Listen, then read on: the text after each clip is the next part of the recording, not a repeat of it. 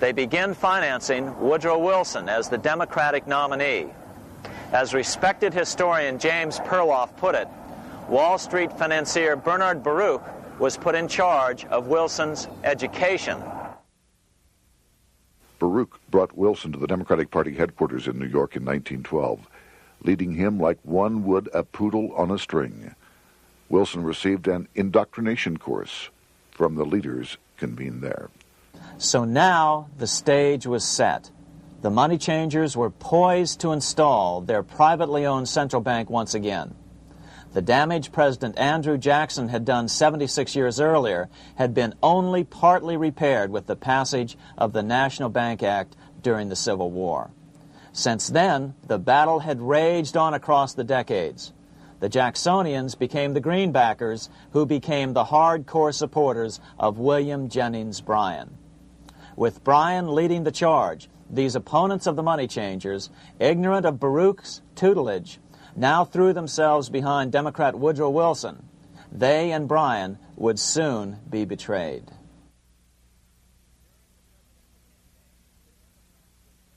During the presidential campaign, the Democrats were careful to pretend to oppose the Aldrich bill.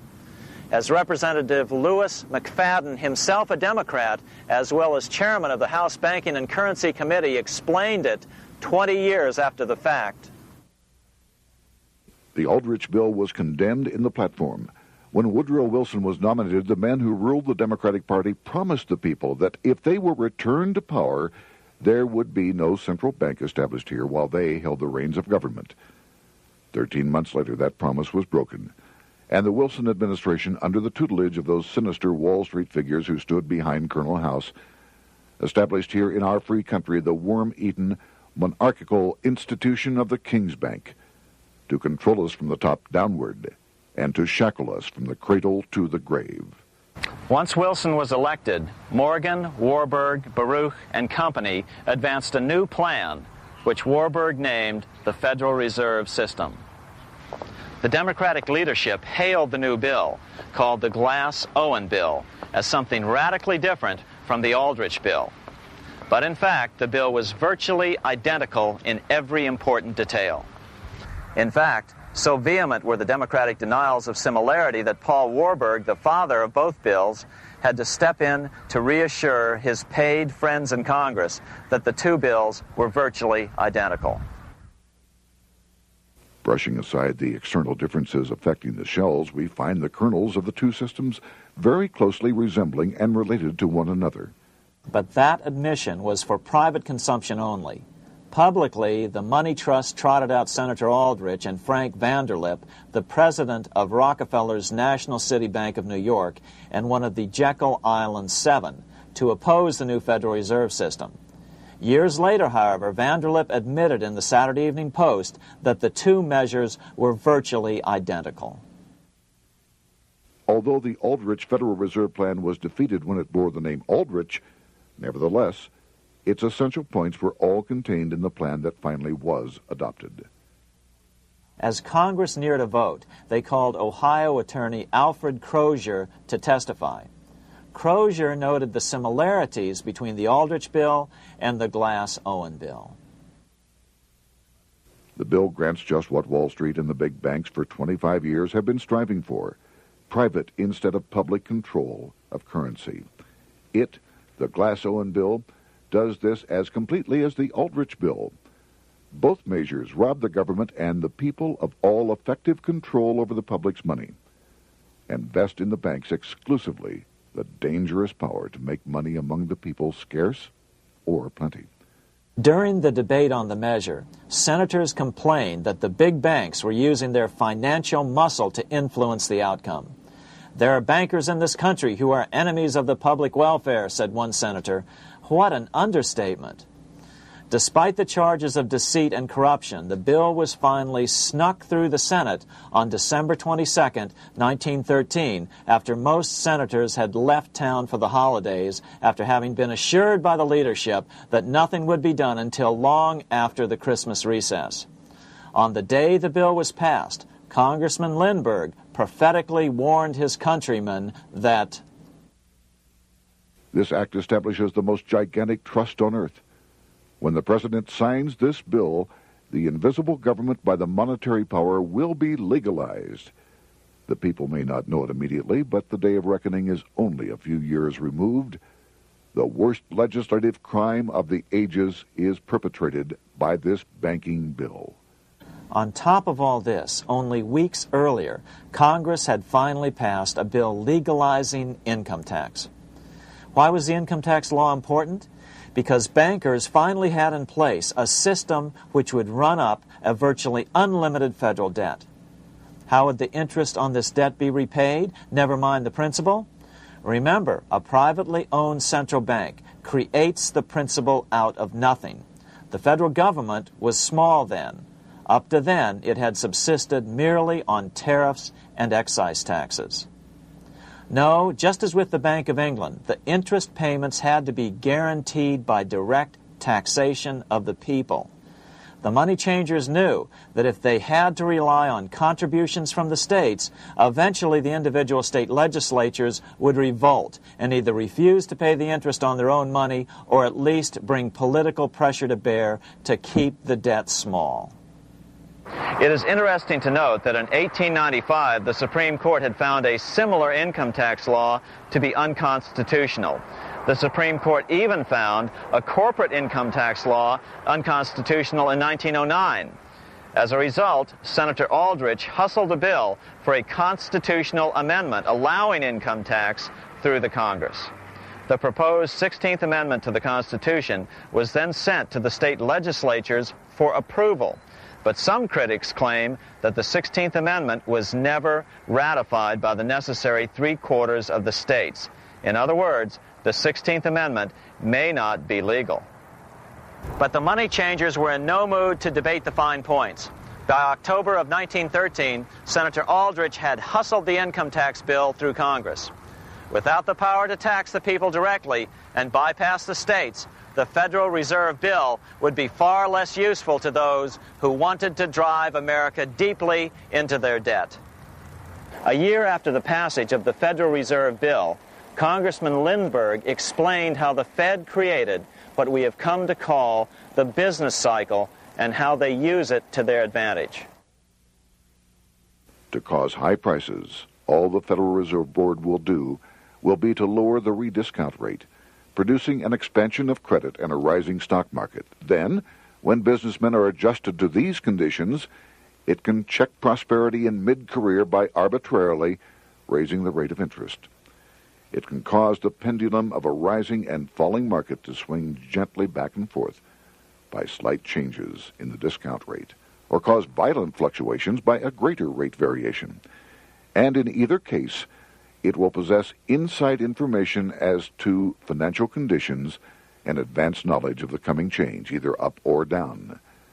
This is the strangest, most dangerous advantage ever placed in the hands of a special privileged class by any government that ever existed. The system is private, conducted for the sole purpose of obtaining the greatest possible profits from the use of other people's money. They know in advance when to create panics to their advantage. They also know when to stop panic. Inflation and deflation work equally well for them when they control finance. Congressman Lindbergh was correct on all points. What he didn't realize was that most European nations had already fallen prey to the central bankers decades or centuries earlier. But he also mentions the interesting fact that only 1 year later, the Fed had cornered the market in gold. This is how he put it, quote, "Already, the Federal Reserve banks have cornered the gold and gold certificates," close quote. But Congressman Lindbergh was not the only critic of the Fed. Congressman Lewis McFadden, the chairman of the House Banking and Currency Committee from 1920 to 1931, remarked that the Federal Reserve Act brought about a superstate controlled by international bankers and international industrialists acting together to enslave the world for their own pleasure. Notice how McFadden saw the international character of the stockholders of the Federal Reserve. Another chairman of the House Banking and Currency Committee in the 1960s, Wright Patman from Texas, put it this way. In the United States today, we have in effect two governments. We have the duly constituted government, then we have an independent, uncontrolled, and uncoordinated government in the Federal Reserve System, operating the money powers which are reserved to Congress by the Constitution. Even the inventor of the electric light, Thomas Edison, joined the fray in criticizing the system of the Federal Reserve. If our nation can issue a dollar bond, it can issue a dollar bill. The element that makes the bond good makes the bill good also. The difference between the bond and the bill is the bond lets money brokers collect twice the amount of the bond and an additional 20%, whereas the currency pays nobody but those who contribute directly in some useful way. It is absurd to say that our country can issue $30 million in bonds and not $30 million in currency. Both are promises to pay. But one promise fattens the usurers, and the other helps the people. 3 years after the passage of the Federal Reserve Act, even President Wilson began to have second thoughts about what had been unleashed during his first term in office. We have come to be one of the worst ruled, one of the most completely controlled governments in the civilized world, no longer a government of free opinion, no longer a government by a vote of the majority, but a government by the opinion and duress of a small group of dominant men. Some of the biggest men in the United States in the field of commerce and manufacture are afraid of something. They know that there is a power somewhere so organized, so subtle, so watchful, so interlocked, so complete, so pervasive, that they had better not speak above their breath when they speak in condemnation of it. Before his death in 1924, President Wilson realized the full extent of the damage he had done to America when he confessed, "I have unwittingly ruined my government."